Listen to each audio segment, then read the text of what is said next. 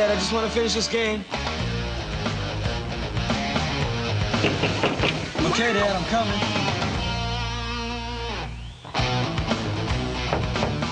Yeah, I'm almost at the end. What happened to summer? Final Fantasy. Yeah, Game Boy. It ain't over till it's over.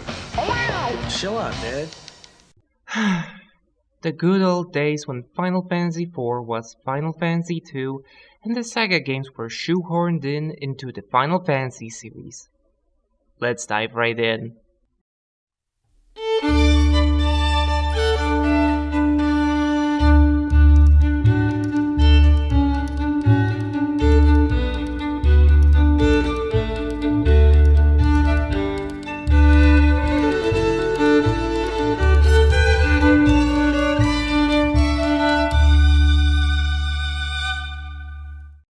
The SaGa series had a really good start on the Game Boy, and so it received sequels on the Super Nintendo, but only in Japan. Some say it's because the creators had no faith that the games would get appreciated in the West, which I don't agree with. My bet is on the lack of time and money. After all, Final Fantasy V and Seiken Densetsu 3 were also not translated, and I don't think anyone would doubt their success. Whatever. We have 3 romancing SaGa games, and we'll talk about them now. So, let's start with the first one. Long ago, there was a war between the gods and their mortal children. In the midst of this confrontation, the god Allure created 10 Fate Stones to aid the hero Mirza in his battle against the god of hatred, Sarwin. Mirza died in battle, but thankfully Sarwin was sealed and the war ended. Sadly now, Sarwin plans a return, possibly this time using the Fate Stones himself. 8 different heroes will be thrown into this big conflict, and you can play as any one of them. So it's kind of like Lord of the Rings, everyone playing their role in the bigger picture. Kind of. Out of the dozens of hours that you'll play, often less than one consists of unique cutscenes for the character. Meaning that after you beat the game once, there's very little ahead of you besides repetition. Did I mention that this is the first game in the SaGa series with the random encounters replaced by on-screen monsters? Yeah, it's as if they didn't even want us to notice. Oh well, perhaps I'm being a little too harsh on the developers. These were the guys I've mentioned back when I talked about SaGa 3 on the Game Boy, the main squad. And this is sadly all they could deliver in time given for the brand new console. And that's pretty much it. With the language barrier, I couldn't get far into the game, and the only translation patch I found merely scratched the surface of the game, so I can't say that much about it. But as people with proper language skills reassured me, this game was clearly unpolished and full of bugs. Funny enough, from what I've heard, the WonderSwan port of this title didn't even give you the chance to collect all Fate Stones, which is really stupid seeing what role they play in the story. But thankfully in 2005, there was a remake on the PlayStation 2, and it's the first game in this whole retrospective that I actually beat myself. Oh, shut up! I'm in college, for crying out loud! I'll start by mentioning that the new character designs for the game are beautiful, which at the same time saddens me given how they look in the game. Yeah, it's stylized after the original, and you do get used to it, but I still don't like it very much. Then again, it sort of matches the English dubbing at times. What do you think you're doing? Get out of town! To be fair, it's not all terrible. I am a Geklik of Wallen Isle. My name is Gelaha. But when compared to the original... 私はワロン島生まれの血骨族。名前はゲラハです。Sorry, I think my body started melting.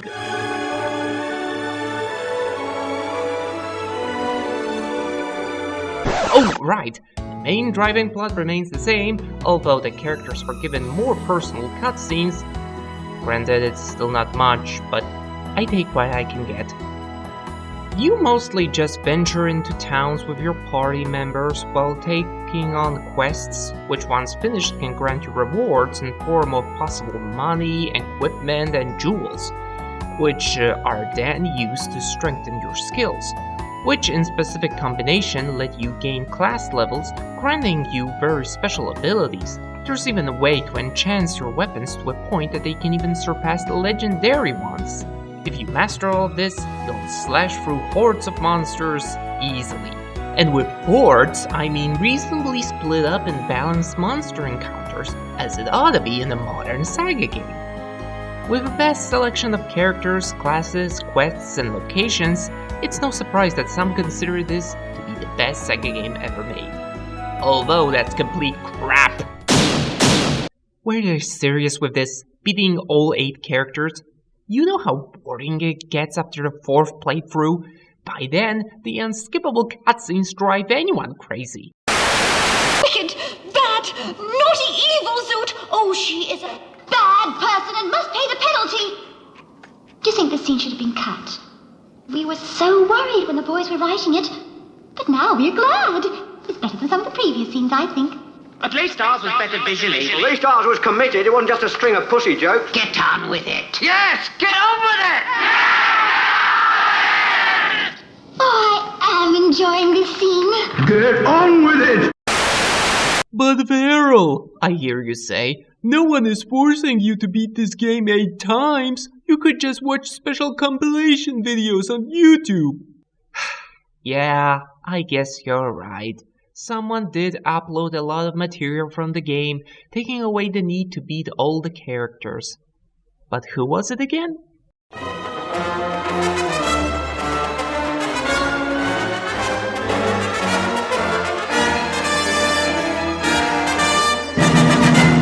You're welcome. I recorded these videos so that no one needs to beat the game 8 times, and that has earned me some respect from people. They come from all over the internet to ask me for tips on how to beat the game. And they do show me their gratitude for all I've done. As well as they should! I have some harsh feelings on this title, but I think it's entirely because I've played it for longer than any sane person would. The first time around, it was amazing, groundbreaking, and challenging. But now, after playing for over 600 hours in 13 playthroughs, everything seems like a predictable cakewalk. But regardless, whenever someone wants to give the SaGa series a try, I always point towards this game, as it's the easiest to get into. Although that still doesn't say much. It'll definitely give you an idea if this is the series for you or not. Oh, and pro tip, when starting out, really consider playing as Albert and not Gray. I've seen way too many people make that mistake. And now, let's talk about a game that wasn't so lucky with getting a proper remake. The story centers on the 7 heroes who once have saved the world, but then, centuries later, returned with plans to, you guessed it, take over the world. Of course! You control the royal family of one country and travel through the world to defeat these heroes and save the world from their cruelty. Oh, what's that? You think that when I'm saying royal family, I mean that your whole team will consist of members of the family? No, I mean that the main character is the king, and every once in a while we get a time skip with a new generation taking the torch. You can beat the heroes in any order you want. Watch out, some can evolve should they not be defeated early, and so you have to consider your options. At the end, you end up as the final emperor/empress and put an end to the 7 heroes. Okay, technically the story is about as rich as it was in Romancing SaGa, but the fact that the characters that you play as change several times during the game, and that you don't need to play 8 times to get everything, helps this title a lot. This is again a very old school RPG, so there's balancing issues and other problems, and naturally I only know about them because of what other people told me, seeing how I don't speak Japanese. Yet, I heard of a translation project, but it seems cancelled at the moment, which is a real shame since I really love the premise. Although those who have played the game claim that it was really difficult and flawed. Either way, before I learn Japanese, I can only wait for a remake or fan translation, which is what we got with the next game. I would sacrifice myself, God, while I can still pray. There is no chosen way. Oh, don't let this commercial fool you. This was a Japanese advertisement for a game which was never officially released in English. Unofficially, however, the game received a full fan translation. But more on that later. First off, we again have 8 characters as in the first Romancing Saga game, but this time they are all connected. There's trouble brewing at the castle of Loan, so Princess Monica heads out to seek people who can help her. Future members of the cast, that is. Once the castle is saved, the cast splits up and ends up fighting against the 4 demon lords who wish to destroy the entire world with the Death Eclipse. Because I guess there's nothing better to do. How can they be stopped? Well, there are these legendary weapons that could save the world, and I guess you can already see the similarities to Romancing Saga.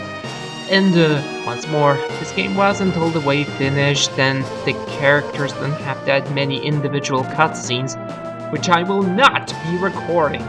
Gameplay-wise, things don't change that much, but there's the option to put your characters into various positions for special combos, and outside of battles there exist actual mini-games and quests.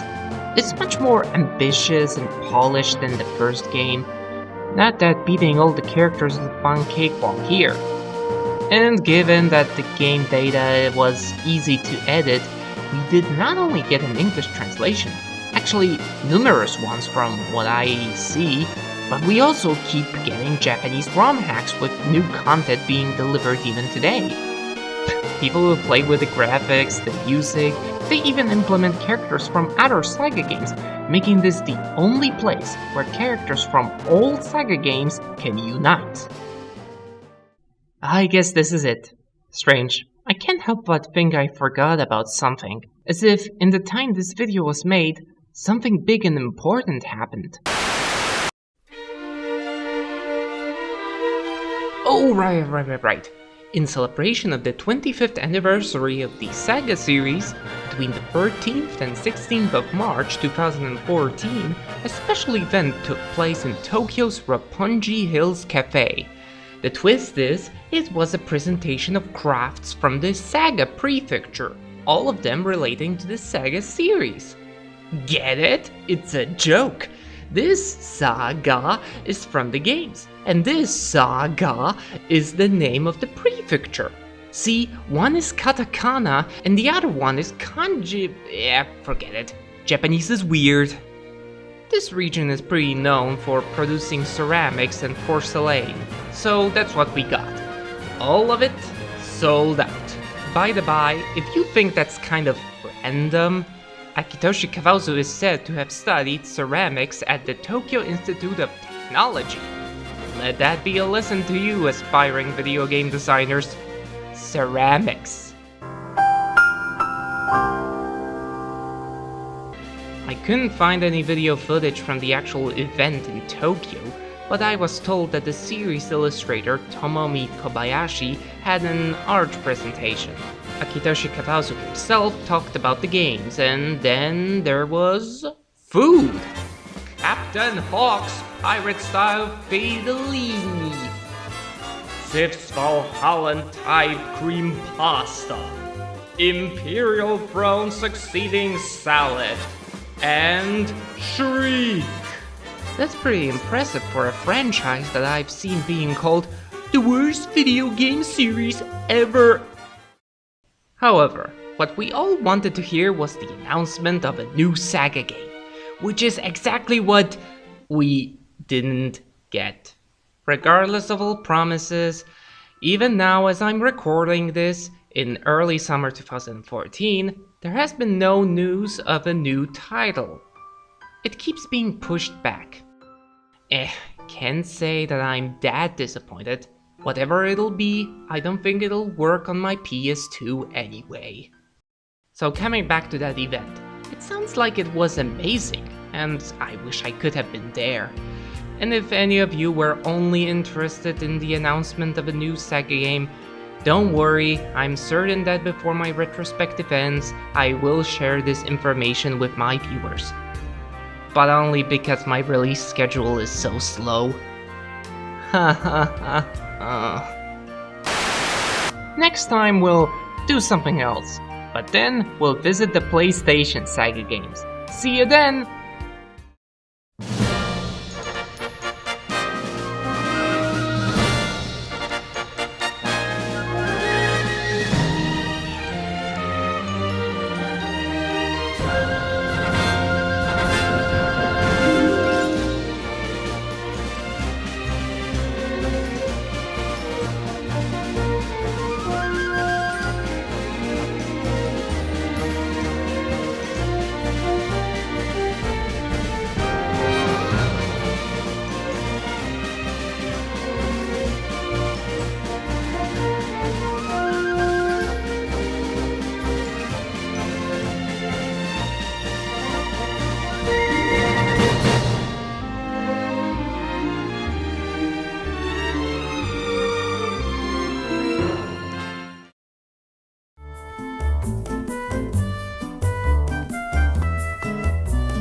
Do you want to dismiss someone from your group?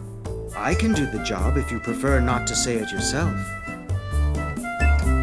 I know many tales. Would you like to hear one?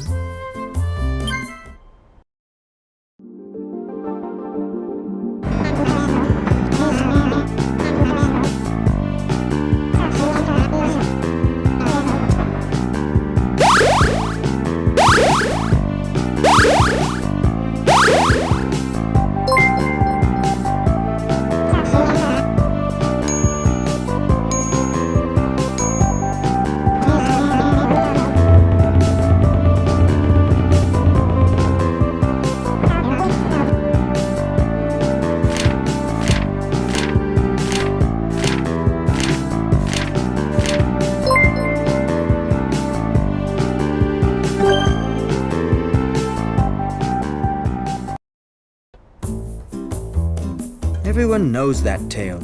Perhaps its charm is wearing thin.